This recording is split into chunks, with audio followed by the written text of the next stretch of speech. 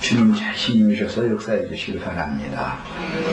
오늘은 여호수아서 15장 13절에서 19절 사이를 다시 한번 더 읽고 이 말씀을 잠깐 더 다루고 그 다음에 20절 이하에서 63절에 나오는 그 유다지파의 기업중의 관계 성읍들 이야기인데 이것은 좀 간략하게 해서 이것은 이제 다음 오늘은 2시간만 정규 집회를 할 거기 때문에 2시간 동안 나갈 수 있는 만큼까지 말씀을 나누겠습니다.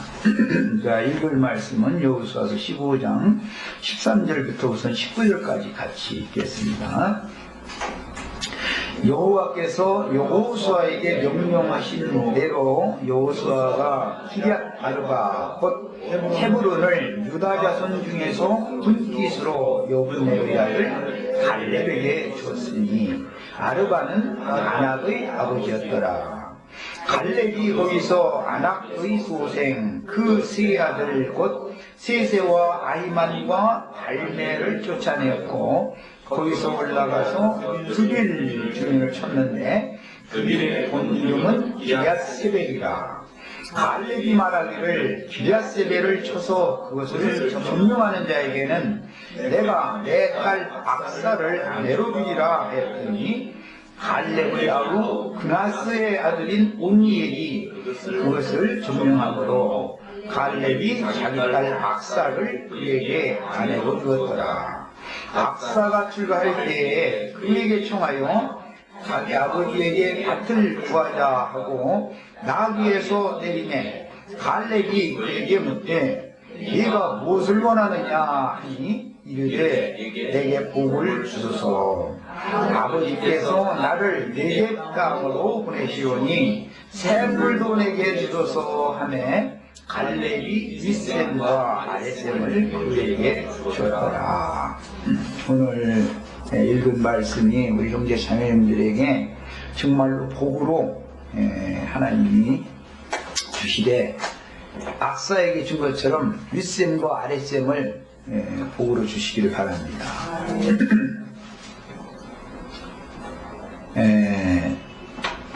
큰 개략적인 이야기는 이미 벌써 구속사에 관한 이야기를 지난번 집회 3시간, 그 다음에 그 전 집회 2시간에서 5시간을 이미 이 구속사에 관한 말씀으로 여호수아서 15장 말씀을 이제 나눴기 때문에 오늘은 이제 그 구속사의 마무리 말씀을 좀 다루고자 합니다. 문맥상으로 볼 때 여호와께서 여호수아에게 명령하신 대로 여호수아가 기럇 아르바 곧 헤브론을 유다 자손 중에서 분깃으로 주었다. 유다 자손에게 준 그 기업 넓은 명령, 지난 시간에 그 지도를 다 해드렸는데 지도자 가지고 계시죠. 유다의 기업은 팔레스타인 땅의 맨 남부 중에서 아주 넓은 지역을 유다가 기업으로 갔습니다. 저 뒤에 보면 지도 없으신 분들 저 뒤에 보면 형세된 것이 많이 남은 거 내가 봤는데 또 갔다가 없으신 분들 하나씩 다 가지고 이렇게 보면은 또 팔레스타인 땅의 그 지리를 이렇게 보면서 말씀을 나누면은 또 쉽죠. 그렇게 하겠습니다. 오늘 말씀에 의하면 유다의 기업이 가장 넓죠. 북쪽에서는 므낫세의 기업이 그 양안이라고 해서 강 좌우에 양쪽을 합하면은 유다의 기업만큼 똑같이 넓습니다. 므낫세의 기업 북쪽에서는 넓고 남쪽에서는 베냐민과 유다가 이제 남유다 왕국이었기 때문에 베냐민은 뭐 기업이 그렇게 넓은 기업이 아니고 베냐민 기업의 중심 성읍은 여리고 지도상에 나와 있죠. 베냐민의 중심 성읍은 여리고였고 유다의 중심 성읍은 실제는 나중에 다윗 왕 때는 예루살렘이 되지만 실제는 아브라함, 이삭, 야곱이 거주하던 브엘세바 그 지역이 중심 지역인데 지난 시간에 말씀드렸던 것처럼 시므온은 지도상에 시므온을 위한 별도의 기업이 없었었기 때문에 유다에게서 기업을 얻어서 갖게 됐습니다. 지난 시간에 이거 같이 말씀을 나눴었어요. 그건 19장에 나오는 이야기인데 유다의 기업 중에서 시므온은 얻게 되는 것이죠. 시므온이 자기 지파의 기업이 원래 할당된 게 없습니다. 레위도 기업이 없죠. 그렇지만 이제 레위는 제사장 직분이 이제 기업이 됐기 때문에 땅의 기업을 가질 필요가 없었지만 시므온과 레위가 기업이 없었지만 레위는 제사장 직분이 기업이 됐고 시므온은 땅의 기업도 없고 하늘의 기업도 없고 아무 기업도 없는 상태였는데 유다 지파에게 준 기업 중에서 가장 노린자위를 유다가 줬다. 지난 시간에 내가 어떤 지체가 와서 양말이 빵꾸 났다, 뭐 문제가 생겼다, 뭐 발이 젖었다, 그 양말을 내줄 때 남편이 신던 거 주지 말아라 말이요. 새 것 내서 줘라, 내가 이제 그 얘기했어요. 유다 지파의 사자이며 다윗의 뿌리요 다윗의 가지가 되시는 예수 그리스도가 모든 믿는 이들의 기업이죠. 구약시대에는 12지파의 기업으로 땅덩어리가 기업인 것으로 상징이 됐지만 신약시대는 구속받은 성도들의 영원한 기업은 예수 그리스도를 말한다. 예수님의 영혼, 예수님의 양심과 예수님의 마음이 믿는 성도들의 영원한 기업인 거다. 이거 말씀드렸어요. 그런데 이렇게 12가지의 각 지파별로의 이런 그 기후 풍토가 다른 각 기업을 기업으로 받는다라는 것은 그리스도의 다양성을 말하는 거다. 그리스도 안에는 여러 가지의 색깔, 여러 가지의 장점 이런 것들이 다 있다. 말씀을 드렸어요. 그 중에서도 구약 시대에는 이제 유다 지파가 왕권 지파였고 제사장 지파는 땅의 기업이 없었으니까 이제 말할 필요도 없고 유다 지파가 왕권 지파였는데 유대인의 왕 예수 왕권을 이룬 분이 유대인의 왕 예수지요.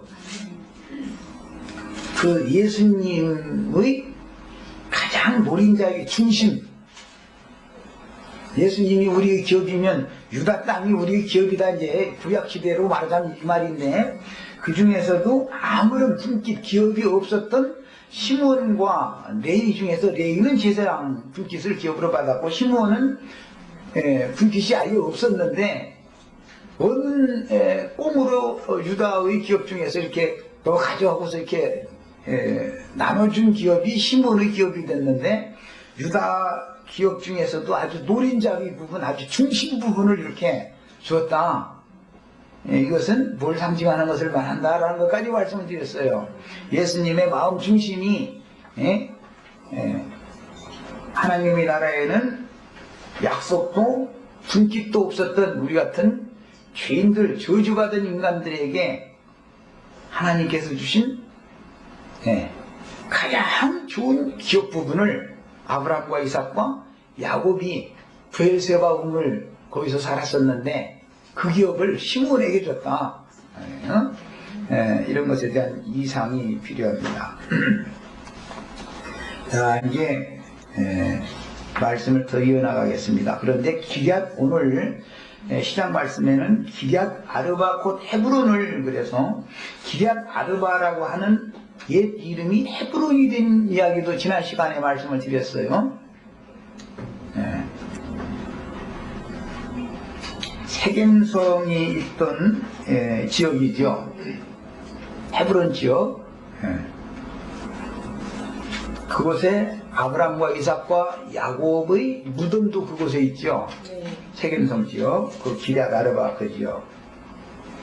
그런데 왜 헤브론이라고 그랬는가? 그것은 아브라함, 이삭, 야곱이 그곳에서 영이신 이스라엘의 하나님 여호와를 대면해서 봤기 때문에 하나님을 만난 장소라는 뜻에서 이스라엘은 아르바라는 그 성 이름을 헤브론이라고 바꿨다. 그것까지 지난 시간에 말씀을 나눴어요. 그런데 아브라함, 이삭, 야곱에게 약속으로 주신 가나안 땅덩어리 중에서, 유다 땅덩어리 중에서 지금 헤브론 지역을 유다 자손의 기업 중에서도 특히 여호수아가 누구에게 줬다고 했어요? 갈렙에게, 여분네의 아들 갈렙에게 줬다 그랬어요. 원래 여분네는 유다 지파 사람이에요? 다른 지파 사람이에요? 다른 사람이에요?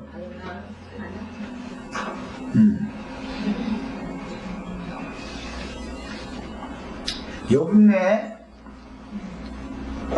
갈렙의 아버지 여분네는 어디 족속 사람이라고 했어요? 그리스 혹은 그나스 사람이라. 이게 내가 굉장히 강조해서 말씀을 드렸어요. 14절에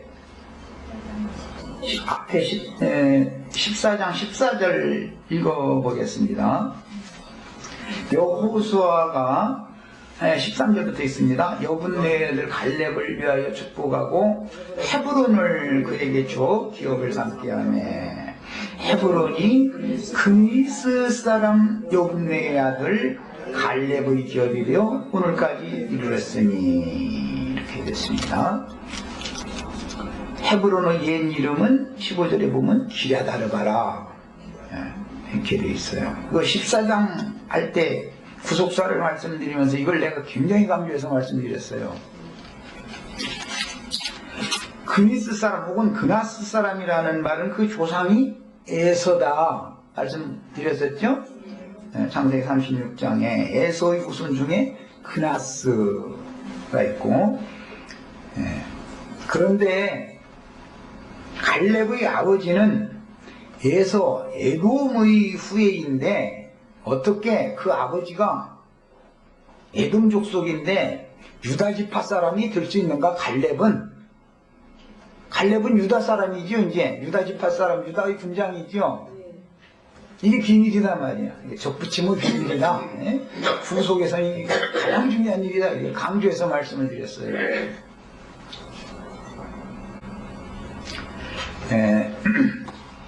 이런 기본 지식을 가지고 후속이라고 하는 것은 크게 의미가 세 가지가 있습니다. 하나는 값을 지불하고 사서 물려준다. 그걸 구속갈이라고 하는, 구속이라고 하는 용어 속에는 첫째 뜻이 충분한 값을 주고 사서 드물러 준다, 그런 뜻이야. 예를 들어서 이제 가옥이라든지 사람이 거주하는 집, 그 구약성경에 나온 집 이야기하면 뭘 말하는 거죠? 내 육신의 몸이죠. 육체 속엔 죄가 거하고 있으니까 내 영혼이 여기에서 함께 거할 수가 없죠. 그러면 이 몸을 예수님이 피값으로 사서 구속해줘야 되겠죠. 저주받은 몸이 신령한 몸이 되어야 되지 않아요? 죄 없는 몸이, 죄와 상관없는 몸이 되어야 되니까. 그러니까 집을 물려주는 거예요. 가난해져가지고, 그 다음에 조상 대대로 물려받은 기업, 그 전토를 버리고 타향역지 가서 떠돌이 생활을 하는 경우, 이스라엘의 율법에는 매 7년마다 안식년이라는 것이 돌아오고, 그 안식년을 면제년이라고도 하죠. 빚을 지고 자기 집을 떠나서 다른 사람에게 주고, 자기 그 기업, 전토를 다른 사람에게 주고 떠나서 타향객지 생활을 하는 사람이 7년 만에 돌아오면은 그에게는 빚을 내놓으라고를 못하죠. 그때는 자기 안식처인 자기 집으로 돌아가야 된다, 이게. 자기 영원한 기업으로 돌아가. 그게 안식년이라고 한단 말이에요. 그때는 모든 죄빚을 탕감받는 해기 때문에 면제년이라고 하는 거예요. 그 안식년 면제인이 7번 지나가고 50번째 되는 해보고는 뭐라고 그러죠? 희년이라고 그래요. 희년. 예. 그 희년법이라고 하는 것이 안식년이나 희년이라고 하는 법이 가알이라고 하는 구속으로 번역을 하는 속량 혹은 구속이라고 번역하는 가알율법, 가알지도의 율법에 속한 법이란 말이에요. 예. 그러면 누가 그걸 물러줘야 되냐? 이제 물러주는 사람 보고는 고엘이라는 단어를 사용하는데 물으는 자라고 번역을 했어요. 우리 번역에는. 누가 물을 거냐? 가장 가까운 근족이, 가까운 친척 중에 가장 가까운 근족이 값을 지불하고 물려주는 거예요. 그것을 신약에서는 이웃이다 그랬어요. 네. 한 사람이 여리고 길을 내려가다가 강도를 만났는데 강도들이 다 뺏고 두들겨 패가지고 거반 죽게 되니까 숨기신 곳에 버리고 이제 갔다는 거죠.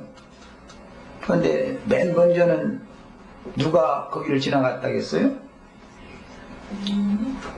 제사장이 맨 먼저 그걸 지나갔는데 그 사람 돌봤다겠어요? 그냥 갔다겠어요? 그 다음에는 누가 갔어요? 레인이 지나갔는데 돌봤어요? 그냥 지나갔어요?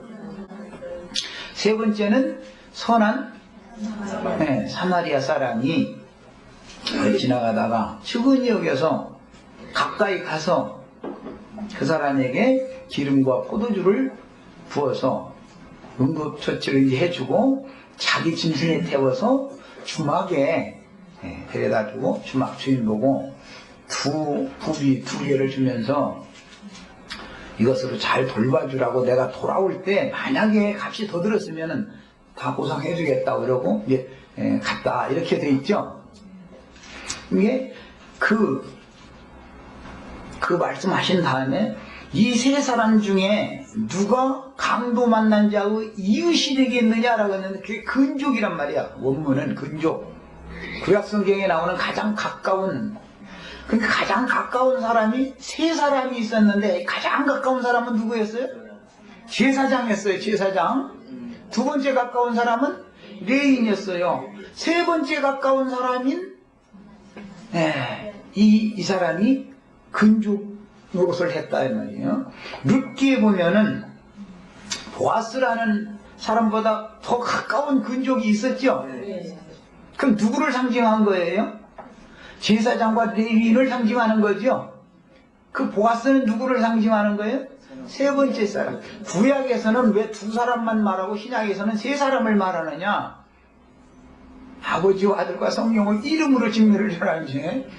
늘 둘이나 셋이 증인이 되어져야 되는 거기 때문에 신약에서 예수님은 세 번째 사람으로 나오는 거예요. 그러니까 이것은 성령께서 기름을 부으려면 성령이 임해야죠. 그리고 생명을 공급해야 되니까 포도주도 또 이렇게 부어야죠. 이해가 다 되세요? 신약에서는 성령께서 하시는 일이고 구약시대 그 보아스는 육신으로 오신 예수님을 상징하는 거다 이 말이에요. 구약의 보아스보다 더 가까운 근족이라는 사람은 제사장과 레위인을 상징하는 거고 보아스는 육신으로 세상에 오셨던 예수님을 상징한다 이 말이에요. 그러나 신약에서 예수님이 비유를 할 때는 세 번째가 이웃이라고 번역을 했지만 근족이단 말이야. 세 번째가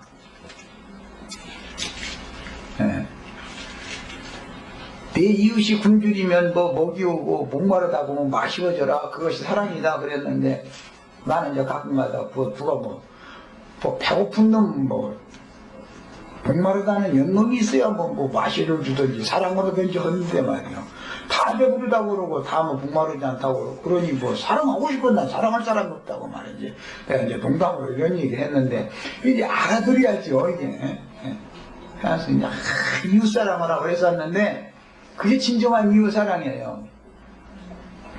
이 세 사람 중에 누가 강도 만난 자의 이웃이 되겠느냐. 그러니까 자비를 베푸는 사람이라고 했다는 거죠. 그 자비를 베푼 사람이 진정한 이웃이다 이 말이에요. 그 사람이 고엘이라고 그래요. 구약의 예로는 누르는 자라고 번역이 됐어요. 또는 보수자라고도 번역을 했어요. 보수자. 왜? 억울한 피를 흘린 친척의 원한을, 복수를 반드시 해줘야 되는 의무를 지는 사람이기 때문에 피의 보수자다라는 뜻으로 보수자라고도 번역을 했어요. 물러주는 자, 그 다음에 보수자.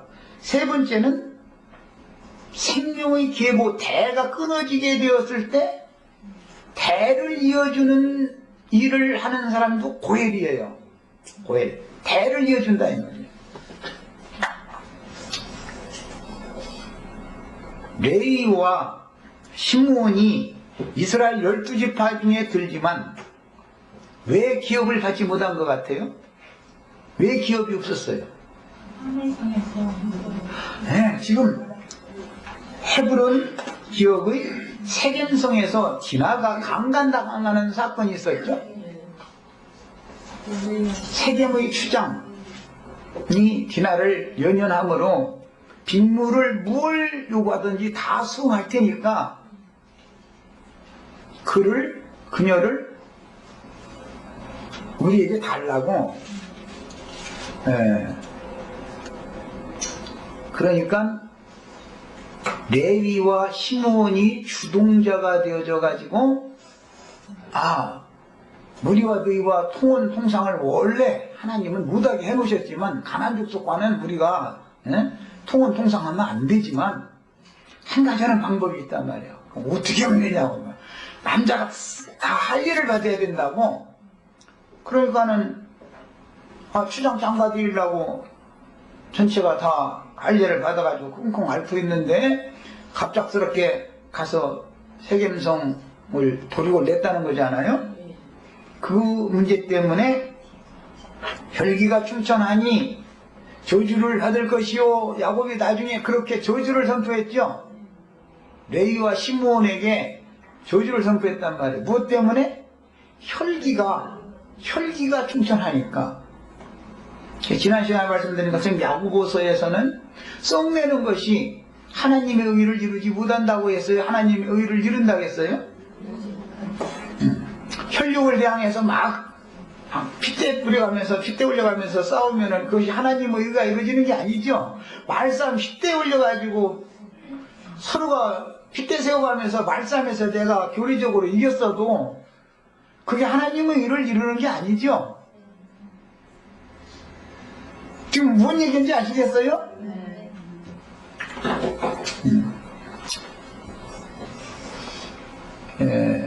혈기 부려가지고서 이겨도 하나님 오실 때는 그건 하나님의 의를 이루는 게 아니고 오히려 저주가 임한다 이 말이에요.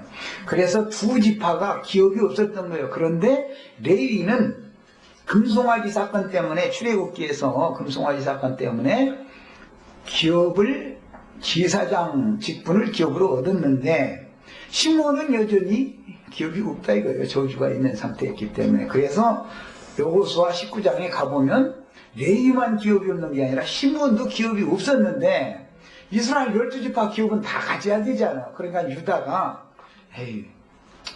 너희는 우리 기업 땅이 너무 넓으니까 그냥 우리 거 조금 줄게 가져라 그랬는데 저쪽 지중해 병으로 좀 가져라가 아니라 어린 자유를 줬다.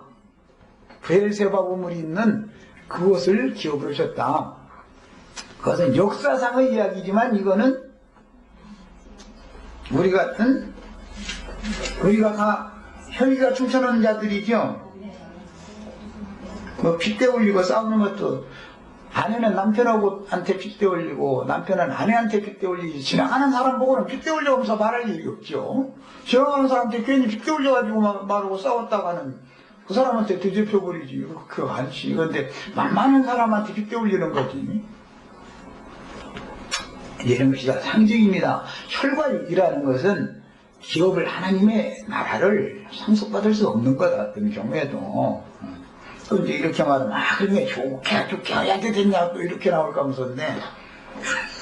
참 복음이 그래서 어려워요. 복음 전파라는 게. 의를 이루기 위해서는 복음을 전해서 그로 하여금 예수 그리스도를 주와 하나님으로 영접하게 만드는 것이 의를 이루는 일이지, 핏대 올려서 교리 싸움을 해가지고 내가 교리 논쟁을 해서 오늘 우리 이목회장님 모처럼 참석하셨는데 혹시 또 내가 핏대 올릴 생기걸랑 아까 왜 이렇게 했지 않냐고 핏대 올리지 말라고 그러세요. 복음을 변해서 사람을 그리스도께로 중매를 해야 하나님의 의가 이루어지는 것이지 썩내는 것이 하나님의 의를 이루는 건 아니다라는 거예요. 그래서 그 예표가 구약 성경에 이미 이렇게 나왔던 거예요. 그래서 그 혈기 때문에 저주가 임했는데 시몬 그런 혈기가 충천한 나 같은 인간, 성질도 급하고 다혈질적인 나 같은 인간도 기업이신 유대지파의 사자요, 유대인의 왕이신 그리스도를 기업으로 삼는데 그 중에서도 가장 노린자의 예수님의 아주 마음 중심 부위를 기업으로 줬다. 이게 다 구속의 문제다 이 말이야. 구속이라는 게 이렇게 중요한 거다.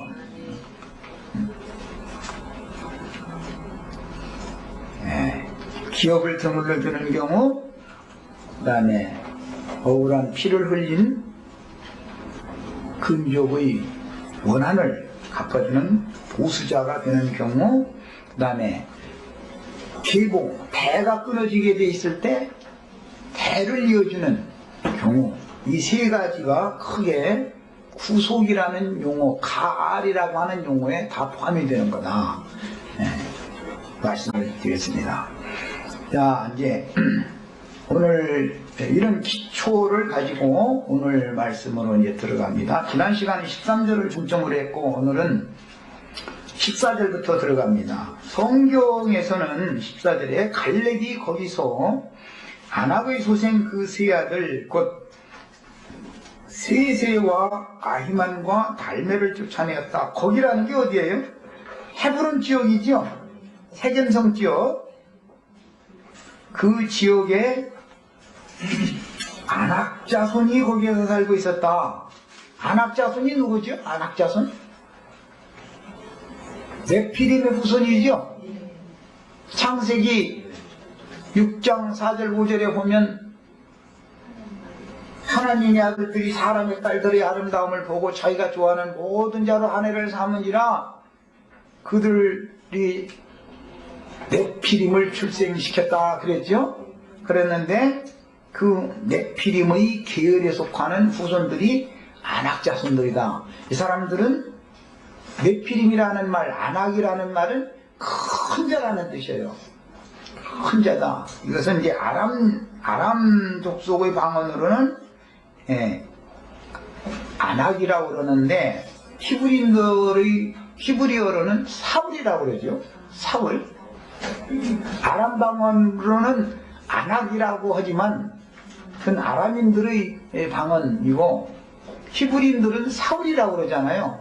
사울은 뭐 큰 자다라는 뜻이에요. 그 네피림의 후손 아낙 자손이 다윗시대의 대표자가 누구예요? 블레셋 족속 중에 골리앗이라는 사람이 있어요. 골리앗. 아주 거의 장대한 자다 이렇게 했어요. 가나안 땅을 정탐하러 들어갔을 때 열 정탐꾼들이 하나님의 말씀을 믿지 않고 원망하고 불평하도록 유도를 하는 많은 말들을 쏟아내게 된 것은 그 땅에서 우리가 네피림의 후손 아낙 자손을 보았다 이 말이 중심이었죠. 우리는 큰 자들 나오지 말고 작은 자 되는 것을 추구하셔야 되겠어요. 요즘에 지난 시간에 내가 잠깐 말씀드렸는데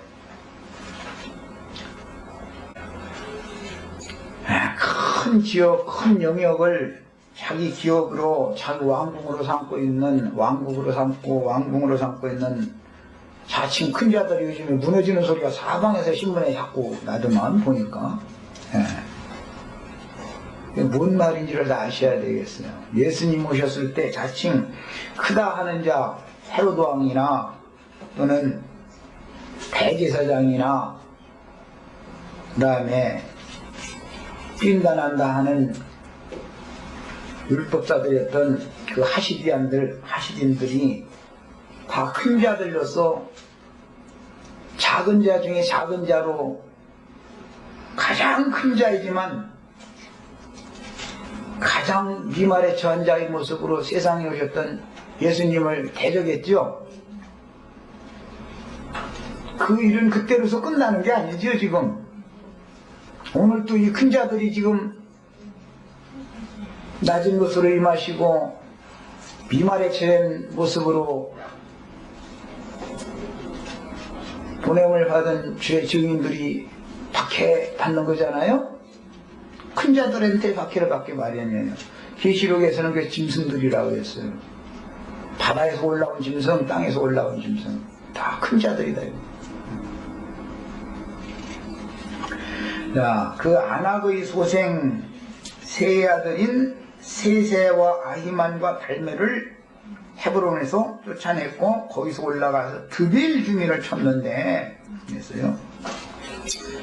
드빌이라는 말은 지난 시간에 말씀드렸죠. 그 의미가 뭐라고 그랬어요? 지성소. 지성소라는 뜻이에요. 성전은 마당이 있고 성소가 있고 지성소가 있죠. 가장 내면 가장 깊은 곳이 여호와 임재처소가 지성소예요. 그 드빌 주민을 쳤는데 드빌의 본 이름은 기럇 세벨이더라 이렇게 기록이 됐어요. 기럇 세벨이라고도 하고 기럇 산나라고도 하죠. 49절 봅니다. 유다의 기업 중에 소금 이야기예요. 단나와 기럇 산나 곧 드빌과 그랬죠. 드빌은 기럇 세벨이라고도 하지만 기럇 산나라고도 한다 말이죠. 그 헤브론, 기럇 세벨, 기럇 산나, 드빌 이렇게 여러 가지의 한 지역인데 이름이 왜 생겼을까? 이걸 생각해 보는 거예요. 고대 사회에는 부족국가, 부족사회를 형성하고 있었기 때문에 힘이 강한 부족은 주위에 있는 힘이 약한 부족을 쳐서 정복해버리죠. 그러면은 그 정복자의 이름으로 그 지역, 진영 자체를 바꿔버리고 성읍 이름 자체를 바꿔버린다. 이미 지난 시간에 말씀을 드렸어요. 자기 이름을 하나님의 이름보다 더 높이고자 하는 것이 세상 나라의 모든 흐름이잖아요. 자, 그래서 드빌 주민을 쳤는데 드빌의 본 이름은 기럇세벨이라고 기록하였지만 드빌, 지성소라는 뜻을 가진 드빌이라고도 하고 기럇세벨이라고 했는데 기럇세벨이라는 뜻은 책들의 성이라는 뜻이에요. 이 아람어 기럇이라는 말은 전부 성이라는 뜻이에요. 성. 세벨의 성이다. 세벨이라는 말은 책들이라는 뜻이니까 책들의 성이다. 그런 말이에요. 기럇세벨 그러면. 그 다음에 이제 기럇산나. 산나라는 말은 저주받은 땅에서 나오는 인진, 쑥 이런 것들도 산나라고 그러고 특히 가시, 엉겅퀴, 가시와 엉겅퀴가 난다. 창세기 3장에 보면 땅은 저주를 받아 가시와 엉겅퀴를 낼 것이요. 그 가시라는 말이에요. 산나라는 말은 가시의 성이다. 기럇이 앞에 있으니까 가시들의 성이다. 그런 뜻이에요. 지성소도 되고 책들의 성도 되고 가시들의 성도 돼요. 우주 가운데는 많은 책들이 있지만 책 중에 책은 뭐예요? 성경이죠. 바이블이라는 말이 책이라는 뜻이에요. 책. 바이블, 비블로스라는 데서 유래한 말로서, 그러니까 비블로스는 애국 하수에서 나는 파피루스라고 하는 갈대에서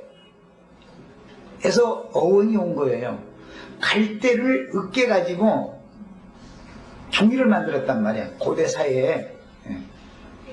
그래서 거기에다가 뭐 글을 써서 이렇게 저장하고 보관도 하고 했기 때문에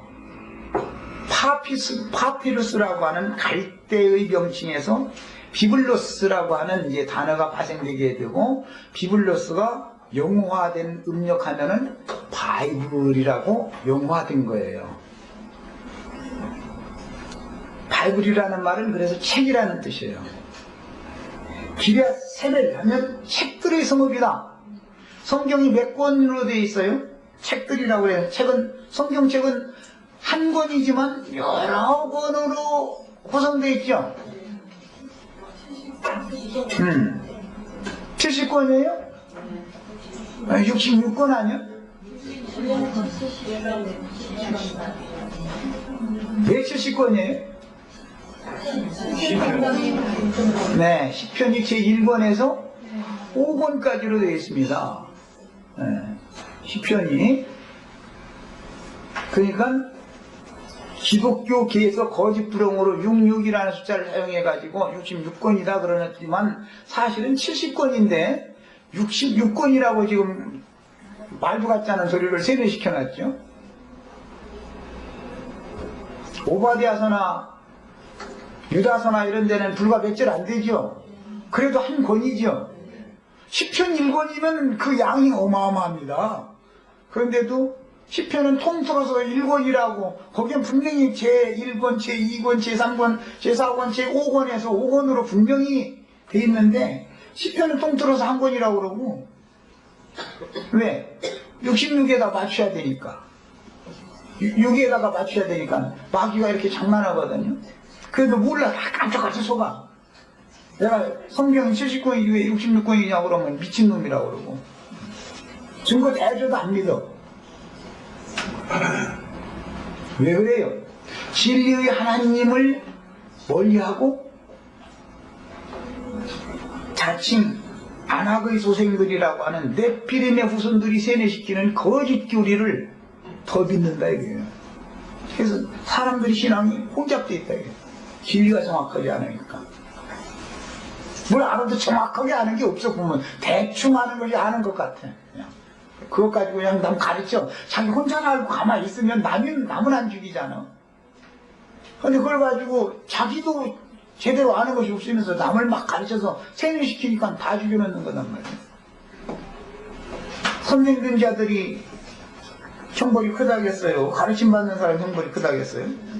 선생되기를 좋아하지 말라겠어요? 좋아하라겠어요?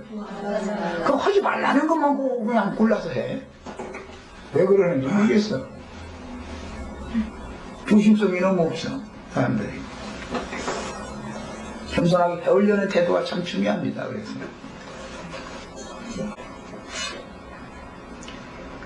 책들의 성읍이라는 건 그때 당시는 그 지역을 어떤 부족이 다스리려니까 무슨 뭐 법조문이라든지 명령, 왕령이라든지 족장의 뭐 명령이라든지 아니면 뭐 무슨 역사라든지 이런 걸 기록한 그 서고가 거기 있었겠죠. 역사적으로. 그러니까 그게 기리앗 세벨이라고 불렸겠죠. 그러나 우주의 모든 역사와 하나님의 왕명이 기록된 게 뭔 책이에요? 우주를 통치하는 법이 뭐예요? 우리나라도 헌법이 국회 도서관에 이렇게 보관되어 있죠. 모든 율법전서 모든 법은 국회 도서관에 보관되어 있죠. 대부분 판사라도 자기 관련된 법을 잘 알아보려면 국회 도서관에 가서 공부해야 돼. 모르고 판사하면 되겠어요? 아리야 뭐 세상 나라에 통반장도 아리한다는 건데 모르고 그냥 무덕대고 그냥 하면 안 되죠. 그런데 모르고 무턱대고 하는 사람이 큰 자가 되니까 이게 문제다 이거예요. 이게 가장 지혜와 지식이 많은 분이 누구예요? 예수님이죠. 그러니까 그분은 가장 낮고 비천하신 분으로 오셨는데 가짜는 것 가지고 모세의 글에는 이런데 당신은 어떻게 설명하겠나 일까 했었고 따지는 사람들이 지금 예수님보다 저희가 아는 게 더 많다고 지금 그런 거 아니겠어요? 우주의 모든 비밀을 계시로 다 받은 그런 축복을 받았던 사람이 솔로몬이라는 사람이죠. 초목에 대해서 논해도 그 사람 생물도감을 다 이게 암기하고 있는 사람이야. 생물도감을. 그래가지고 레바논 백향목에서부터 시작해서 무슨 풀, 무슨 나무, 무슨 꽃 그냥 쫙 그냥 다 아는데 밤에 나는 우슬초까지 그냥 쫙 줄줄줄줄줄 다 이렇게 알더라는 거거든요. 그렇게 잘하는 사람이 누구예요? 그거 만드는 조물주밖에 모르겠죠. 난 생물도감 많이 봐도 그 이름 다 잊어먹어서 모르겠어 나는. 그런데 그 생물도감을 최초에 만든 분이 예수님이죠. 예수님이 지혜를 아담에게 줘가지고 짐승 이름도 이름 붙여줘 그러면 그 이름이 됐지요. 생물도감 맨 먼저 편집한 사람이 누구예요 그러면? 아담이죠. 아담. 아담이 생물도감 편집했냐고 또 이러시지 말고 짐승의 이름이든 초식의 이름이든 아담이 그렇게 부르는 것이 그 이름이 됐다는 거예요. 그럼 생물도감 편집한 사람은 저자는 예수님이고 편집해서 발표한 사람은 아담이지. 말 틀려요? 맞아요? 그런 지혜를 다 받은 사람이 솔로몬이었어요. 네. 우리도 이와 같이 지혜와 계시의 영이 인해서 하나님의 말씀이 그 속에 감춰져 있는 모든 부하들을 다 캐낼 수 있는 지혜를 다 얻으시기를 바랍니다. 가짜는 거 조금 나부랭이 조금 많은 거 가요. 따따붙다고 심증이 되면 잘못하면 진짜 백이 만났다가는 큰 거 다치는 거죠.